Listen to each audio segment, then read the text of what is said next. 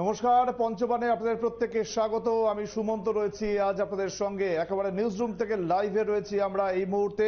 শুধুমাত্র টেলিভিশনের পর্দা নয়, যারা ইউটিউবে এবং ফেসবুকে দেখছেন তাদের জন্য আমরা লাইভ রয়েছি। সুতরাং যদি আমাদের এই অনুষ্ঠানে আপনাদের কোনো কমেন্ট থাকে, আপনাদের কোনো সাজেশন থাকে, সেগুলো কিন্তু আপনারা জানাতে পারেন। আজকে আমরা পঞ্চবাণে যে বিষয়টি নিয়ে আলোচনা করব তা হলো এক দেশ এক ভোট। এই এক দেশ এক ভোট নিয়ে আজকে পঞ্চবাণে পাঁচটা বান কি কি রয়েছে শুরুতেই দেখব গ্রাফিক্স প্লেটের মাধ্যমে।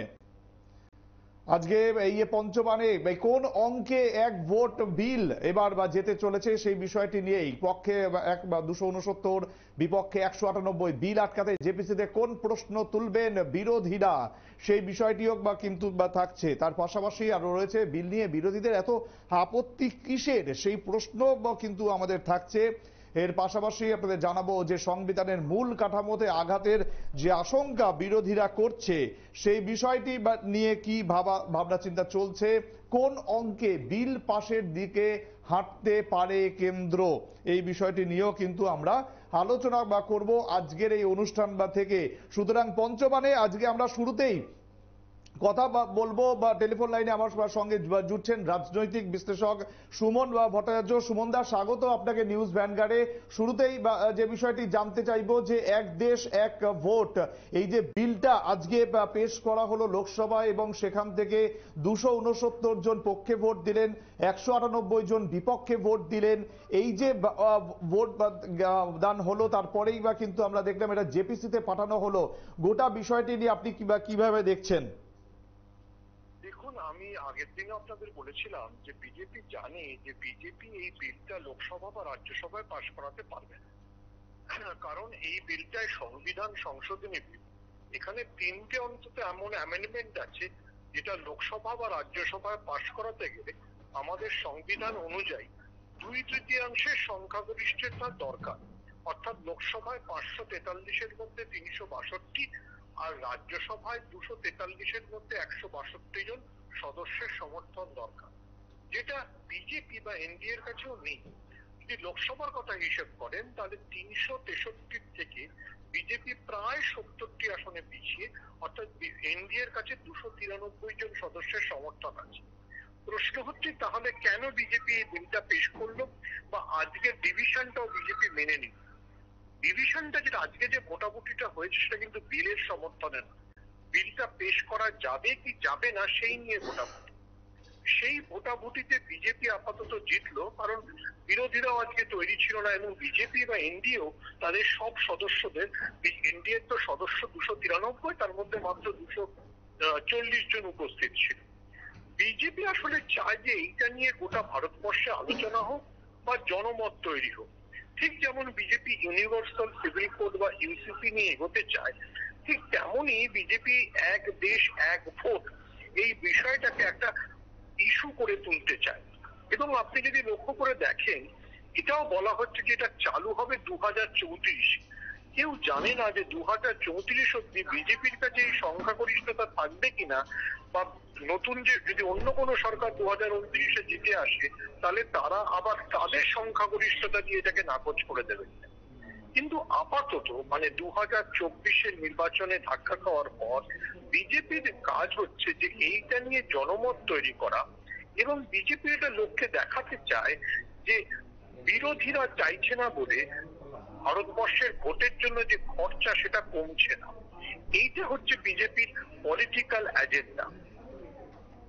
বেশ, পলিটিক্যাল এজেন্ডা মানলাম সুমনদা। আমি আপনার কাছে আরো কিছু প্রশ্ন অবশ্যই রাখবো, তবে তার আগে আপনি যেহেতু বিজেপির কথা বারবারই বলছেন, আমি আজকে আপনাদের একটু শোনাতে চাইবো শ্রমিক ভট্টাচার্য, বিজেপি সাংসদ। তিনি আজকে একদম সংসদে ঢোকার মুখে এই বিল নিয়ে ঠিক কি জানিয়েছিলেন সেই বিষয়টি শোনানোর পর আমি আপনার কাছে আবারও ফিরবো। সঙ্গে থাকুন। তৃণমূল কংগ্রেস, সিপিআইএম এরা কোনো ফেডারেলিজমে বিশ্বাস করে? সিপিআইএম এর আইডিওলজিতে হচ্ছে centralisation of democracy, centralisation of political power. আর তৃণমূল কংগ্রেসের যখন গর্ভযন্ত্রণা উঠেছিল এই লেবার রুমে, যদি অটল বিহারী বাজপেয়ী, লালকৃষ্ণ আদবানি না থাকতেন তৃণমূলের মতো রাজনৈতিক দলটি ভূমিষ্ঠ হতে পারত। তখনও তো আদবানিজি বলতেন ওয়ান নেশন ওয়ান ইলেকশনের কথা, তখনও আমাদের 370 ধারা এজেন্ডার মধ্যে ছিল, 3 তালাকের বাতিলের কথা ছিল। এগুলো তো সমস্ত মমতা বন্দ্যোপাধ্যায় জানতেন। এগুলো জেনেই তিনি সেদিন বিজেপির সঙ্গে আসল সমঝোতা করেছিলেন, তারপরে জোট করেছিলেন, রেলমন্ত্রী হয়েছিলেন, দপ্তরবিহীন মন্ত্রী হয়েছিলেন, কয়লা মন্ত্রী হয়েছিলেন। সেদিন এগুলো মনে ছিল না? আমাদের যা কিছু আছে সেটা পর্দার আড়ালে নয়, গাছের ফাঁকে নয়, মশারির ভিতরে নয়, মুখোশের আড়ালে নয়, সরাসরি চোখে চোখ রেখে আমরা যেটা বলেছি সেটা আমরা করে দেখাবো। এখন এটা আসছে, এরপরে কমন সিভিল কোড বিল, যেটা আমাদের দীর্ঘদিনের এজেন্ডা, সেটাও বাস্তবায়িত হবে। বাংলা থেকে কংগ্রেস মুখপাত্র সৌম্য আইচ তিনি কি বলেছেন শোনাবো।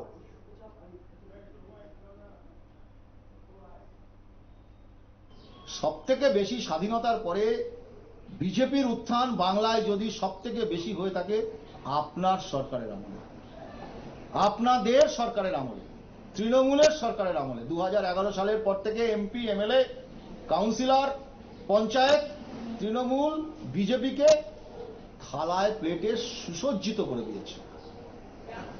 বিজেপির উত্থানের প্রধান চালিকা শক্তি তৃণমূল, সেটা আমরা বলতে হবে না, আরএসএস তাদের মুখপত্রে প্রতিদিন বলছেন, প্রতিদিন সেটা স্বীকার করছেন। আচ্ছা, আপনারা বিজেপির বিরুদ্ধে এত নাকি লড়াই করছেন, গত 11 বছর নরেন্দ্র মোদী সরকারের কটা বিল, বিজেপির আনা বিল আপনারা বিরোধিতা করেছেন? তথ্য দিয়ে বলতে পারবেন?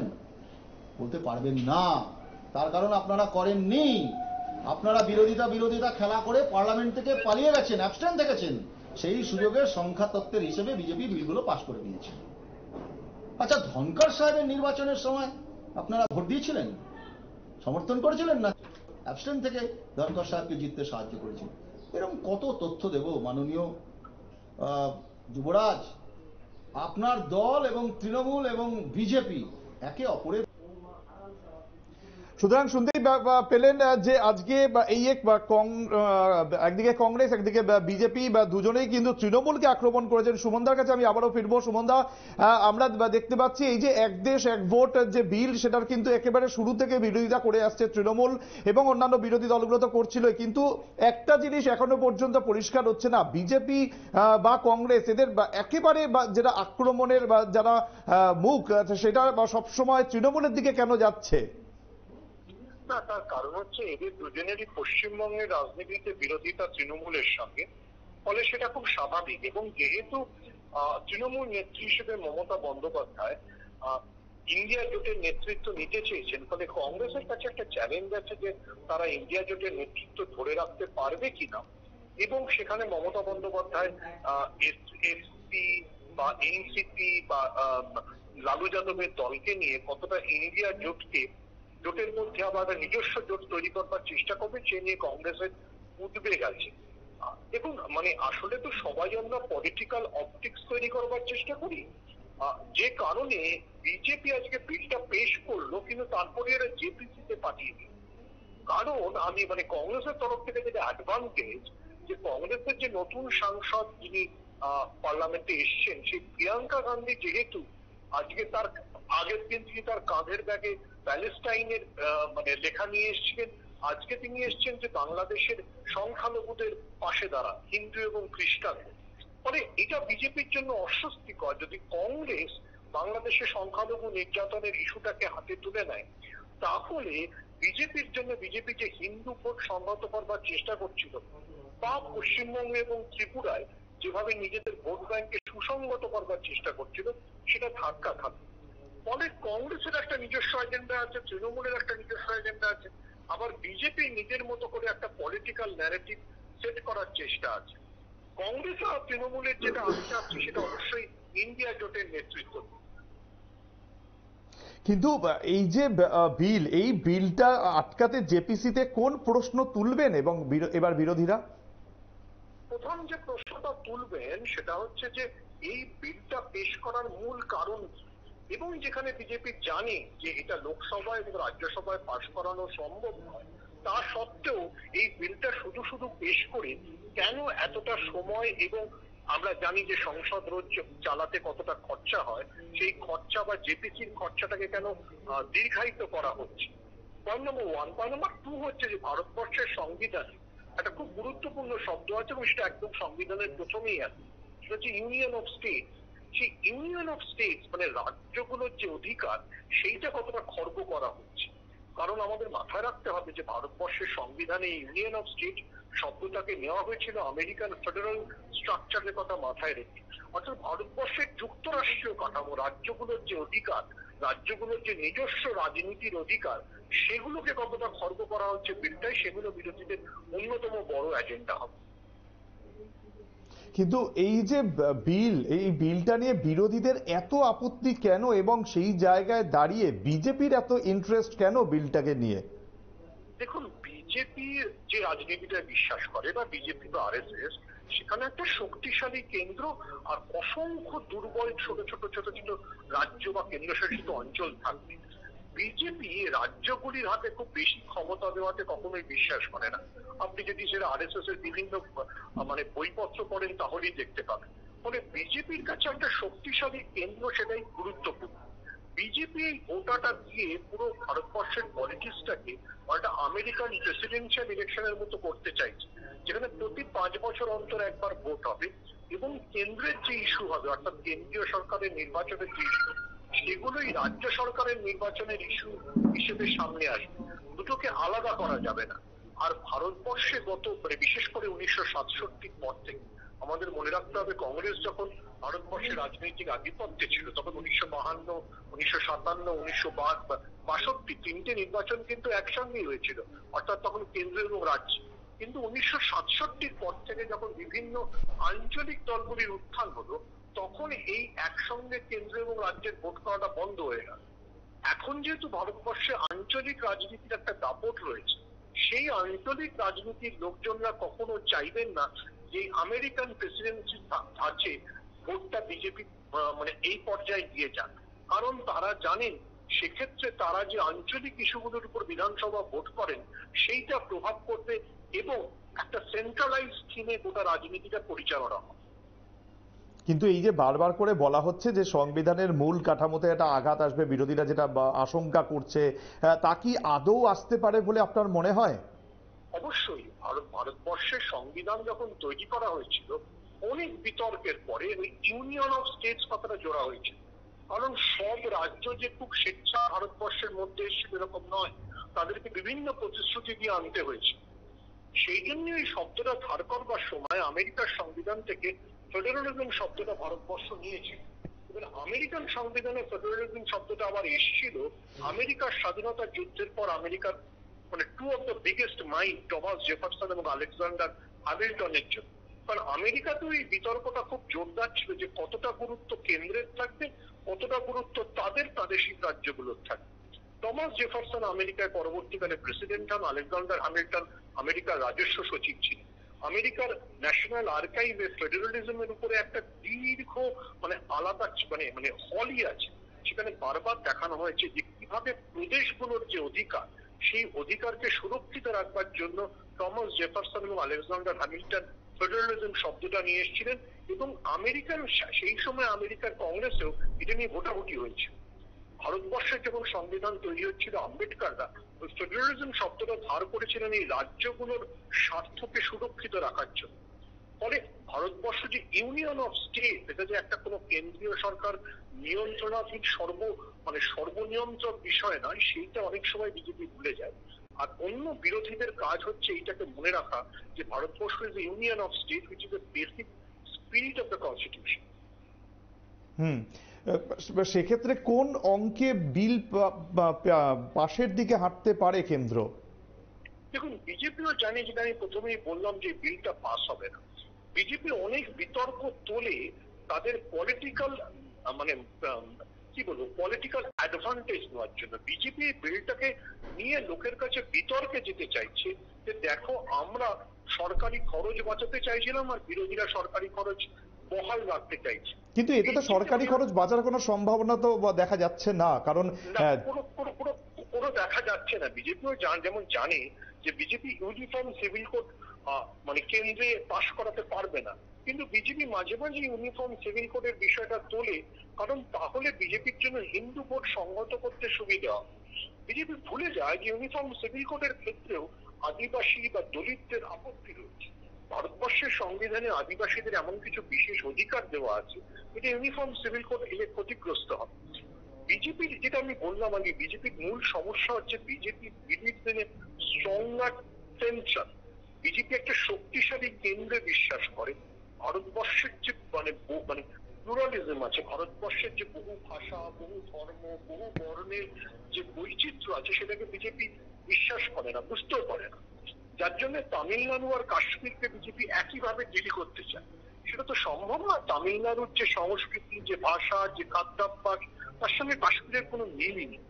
বিজেপি এই জন্য পলিটিক্যাল ম্যান্ডেটে দেখো আমরা একটা স্ট্রঙ্গার ইন্ডিয়া, স্ট্রঙ্গার কেন্দ্রশাসিত কেন্দ্রের কথা বলতে চেয়েছিলাম।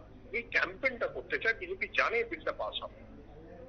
তাহলে ওরা এত তাড়াতাড়ি এই বিষয়টা নিয়ে আসলো কেন এবং 2034টাকেই তারা টার্গেট করছে কেন? দেখুন, বিজেপির জন্য দ্বিতীয় যেটা চেষ্টা করবে, যেখানেও বিজেপি আঞ্চলিক দলগুলোর কাছে রেজিস্ট্যান্স ফেস করবে, সেটা হচ্ছে ডিলিমিটেশন। অর্থাৎ বিজেপি চেষ্টা করবে যে পার্লামেন্টে, যেহেতু যেটা মমতা ব্যানার্জিও বলেছেন যে পার্লামেন্টে অলরেডি বিজেপি লোকসভার আসন সংখ্যাটা 543 থেকে 800 করে রেখেছে। বিজেপি চাইবে ডিলিমিটেশন দিয়ে উত্তর এবং মধ্য ভারতের যে রাজ্যগুলো আছে, যেখানে জনসংখ্যা অনেক বেশি, সেখানে যেন লোকসভার রিপ্রেজেন্টেশন বেশি হয়, এবং সেখানেও সাদার্ন স্টেট গুলো সেটাকে রেজিস্ট করবে, যেটা হতে পারে না। কারণ আমি জনসংখ্যা নিয়ন্ত্রণে সফল হয়েছি বলে আমার কম প্রতিনিধি থাকবে, আর যারা জনসংখ্যা নিয়ন্ত্রণে ব্যর্থ হয়েছে তাদের বেশি প্রতিনিধি থাকবে। কিন্তু আমি যেটা বললাম যে BJP believes in a certain things, যেটা হবে না, কিন্তু বিজেপি সেগুলোকে কনস্ট্যান্ট ক্যাম্পেইনে রেখে তাদের যে ভোট ব্যাংক উত্তর মধ্য ভারতে, যে ভূবলয়ে যে ভোট ব্যাংক, সেটাকে সুসংহত রাখবার চেষ্টা করবে। বেশ, অনেক ধন্যবাদ আপনাকে সুমন দা। সুমন ভট্টাচার্য, রাজনৈতিক বিশ্লেষক, এতক্ষণ আমাদের সঙ্গে টেলিফোন লাইনে জুড়েছিলেন এবং তিনি যে ব্যাখ্যাটি এতক্ষণ ধরে করলেন তাতে কিন্তু মানে বিজেপি এই বিলটি পাশ করাতে পারবে না এমনটাই তিনি অন্তত মনে করছেন, এবং এর পিছনে কোন কোন রাজনৈতিক অঙ্কগুলো রয়েছে সেগুলো কিন্তু তিনি তুলে ধরলেন। আমরা দেখলাম যে এই যে বিল, সেই বিলটা নিয়ে বিরোধীদের একেবারে তুমুল আপত্তি রয়েছে। এই বিলটি নিয়ে সবথেকে শুরু থেকে একেবারে যদি আমরা দেখি যে তৃণমূল কংগ্রেস সংসদে সবথেকে বেশি হইহট্টগোল পাকিয়েছিল, এবং যদি আমরা তৃণমূল সাংসদ কল্যাণ বন্দ্যোপাধ্যায়ের দিকে নজর রাখি, তিনি কিন্তু এই বিল নিয়ে ইতিমধ্যেই গলা ফাটিয়েছেন, গলাবাজি করেছেন সংসদে, গ্লাস ভাঙা থেকে শুরু করে আজকেও তিনি নরেন্দ্র মোদীকে একেবারে নাম না করে আক্রমণ করেছেন, এবং সেখানে তিনি বলেছেন যে এই বিলটি শুধুমাত্র একজন ব্যক্তির স্বার্থ চরিতার্থ করার জন্য, ব্যক্তিগত স্বার্থ চরিতার্থ করার জন্য এই বিলটি পাশ করাতে চাইছে বিজেপি। এবং যদি আমরা অন্যান্য রাজনৈতিক দলগুলোর দিকে তাকাই, প্রত্যেকে কিন্তু এই বিলটিকে বিরোধিতা করেছে, বিরোধী দলগুলো। অন্যদিকে আমরা যদি শিন্ডে সেনার দিকে তাকাই, তারা কিন্তু বিলটিকে সমর্থন করেছেন। খুব স্বাভাবিকভাবেই তারা মহারাষ্ট্রে একেবারে জোট সরকার, এবং সেই জোট সরকার তারা কিন্তু এটাকে সমর্থন করবে, যারা যে সমস্ত শরিক দলগুলো থাকবে, এটাই খুব স্বাভাবিক। এবং অভিষেক বন্দ্যোপাধ্যায় বলুন বা অন্যান্য যে বিরোধী দলের নেতারা রয়েছেন, বা আজকে রাহুল গান্ধী, আজকে অন্যদিকে রয়েছে প্রিয়াঙ্কা গান্ধী, প্রত্যেকেই কিন্তু এক বাক্যে এই বিলটির বিরোধিতা করছেন। কিন্তু এই যে এত বিরোধিতা, এই বিরোধিতায় বলা হচ্ছে যে একটা আঘাত আসবে, সেই আঘাতটা যে বিষয়গুলো এখন পর্যন্ত বিজেপি তুলে ধরার চেষ্টা করছে তা হলো খরচ বাঁচবে, উন্নয়ন আটকাবে না। কিন্তু খরচ বাঁচার কি আদৌ কোনো সম্ভাবনা রয়েছে? কারণ যে বিষয়গুলো তুলে ধরছেন, একটু আগে সুমন বাবু যেটা বলছিলেন, তা হলো যে এই যে একটা খরচ হওয়ার কথা, কমানোর কথা বলা হচ্ছে, সেটা খরচটা কমবে কি করে? কারণ যে পরিমাণ ইভিএম একটা পার্টিকুলার স্টেটের ক্ষেত্রে ব্যবহার করা হয়, তো সেটা কিন্তু সেই একইভাবে ব্যবহার করা হবে, এবং সেটা যদি একসঙ্গে হয় তাহলেও তো সেই একই পরিমাণ ইভিএম লাগছে, তাহলে খরচ তো বাড়ছেই না। যদি আজকে ইলেকশন ক্যাম্পেইনের কথা বলা হয়, সেখানেও কিন্তু বাঁচার কোনো সম্ভাবনা দেখা যাচ্ছে না।